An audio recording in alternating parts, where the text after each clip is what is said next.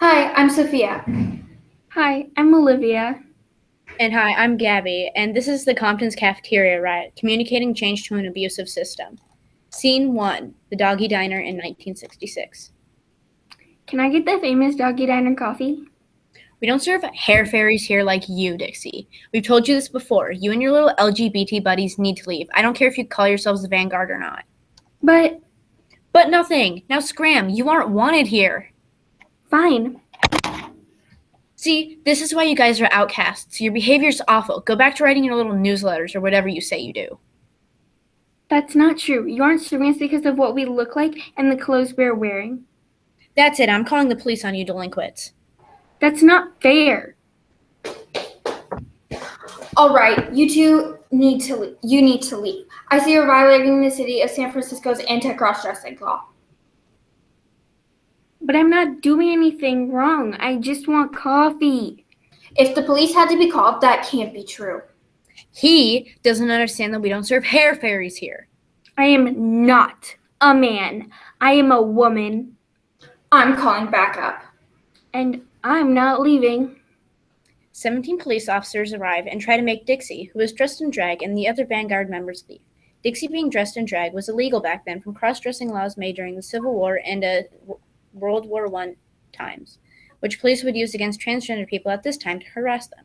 She chose not to leave, and the standoff went on for several hours. The police eventually backed down and left without arresting anyone. Although they were never served, Dixie and the Vanguard considered this a win, as the police had been harassing the LGBT community in San Francisco for years. This also led to the Compton's Cafeteria Riot the following night. Scene 2, the Compton's Cafeteria Riot. Two transgender women walk into Compton's cafeteria and start having a casual conversation between themselves. I hate how often we get arrested and abused, and it's all different kinds of abuse. I know, I heard one girl was getting berated by the police about some of the private things she does. That's terrible. I can't believe police do that to people like us. And I hate the discrimination we face by employers. Most of us have to go into sex work because nobody else will hire us. How can we communicate to them that we're willing to work just like everyone else?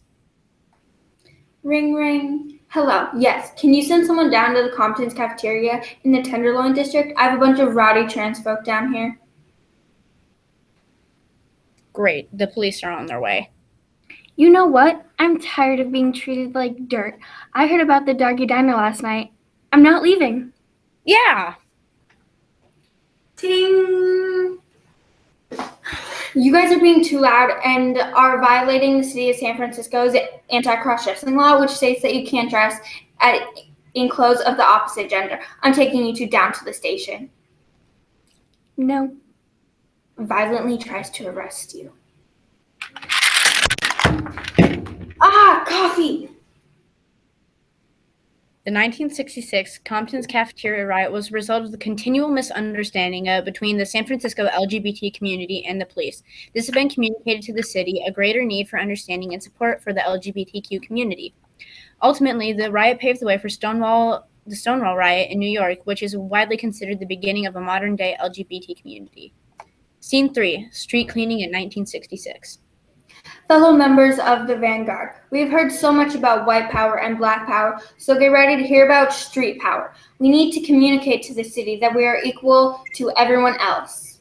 Who's ready to clean some streets? A group of teenagers and young adults from San Francisco's Tenderloin district became street sweepers for a while last night in an effort to show that we have a sense of responsibility. J.P. Murat, president of the Vanguard, the sponsoring organization, said that between 40 to 50 youths swept Market Street between Powell and Turk Streets shortly before 10 p.m. Murat says, "We are considered trash by much of society, and we wanted to show the rest of society that we want to work and can work." The next day. We should be proud of what happened last night. We really should. This street clean showed the power of Vanguard and how they wanted to fight. The later commemoration of the very first Pride, started by the Gay Liberation Front in San Francisco, was called Christopher Street West, and in 1973 switched to the Gay Freedom Day Parade, a parade to celebrate the efforts of other LGBT members fighting for rights. Scene 4, Gay Pride Parade, 1973. Did you guys see the newest edition of the Gay Pride Quarterly? No, what was it about? They're holding another San Francisco Gay Freedom Day parade. This one is expected to have more people than last year, and more people are showing up to each meeting for planning. Wow, that's insane. Isn't there a dance the night before, too, to get people excited? I think so. Police brutality has also been lessening after that riot at Compton's. It has. We've come a long way, baby, and we've got an even longer way to go. This was a quote found in the spring 1973 edition of the Gay Pride Quarterly. It was meant to say that they've progressed towards being treated better, but still have a long fight for equality, their ultimate goal. Scene 5, trans women talking after a Vanguard meeting. That meeting was very informational, one might say. Oh, definitely. I love how we can group together like this. Exactly. We set a great example for the next generation of the trans community. The events at the Compton's Cafeteria unknowingly created the playbook that used at Stonewall at the Stonewall riot a few years later, that a group of motivated people who want to make change has significant power. We need to teach other LGBT members how to fight for the rights and stand up for themselves. That's why I'm so glad Vanguard is here to help them write newsletters about everything that they're going through. It's terrible what the news writers and policemen are acting like this isn't happening, when it is and nobody seems to care. Scene 6, kids doing a project about Compton's cafeteria at school. I have so much math homework, and in social studies, we have to do this project about this thing called the Compton's Cafeteria Riot. I heard about that. I'm so excited. What even is the Compton's Cafeteria Riot? It was a riot that happened in 1966. Transgender women stood up for themselves for one of the first times. It has led to so much amazing stuff.